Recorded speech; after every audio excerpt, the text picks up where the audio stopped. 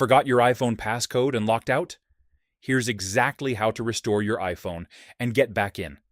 First, it's important to know if you don't remember your passcode, the only way to access your iPhone again is by resetting it. This will erase your data unless you have a backup. Now let's go step by step.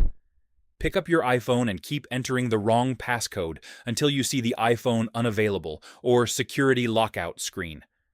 At the bottom, you should see an option that says, Forgot passcode? Tap on it. Next, tap Start iPhone Reset.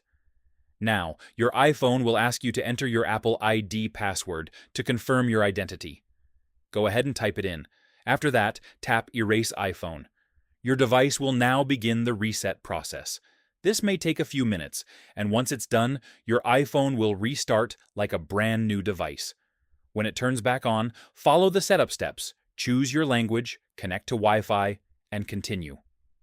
If you previously backed up your iPhone to iCloud, you'll see an option called Restore from iCloud Backup.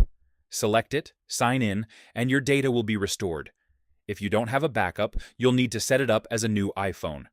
Also, if you're using an eSIM, you may see an option to keep it during the reset.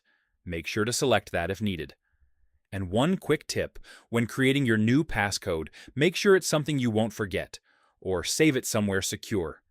That's it. That's how you restore your iPhone if you forgot your passcode.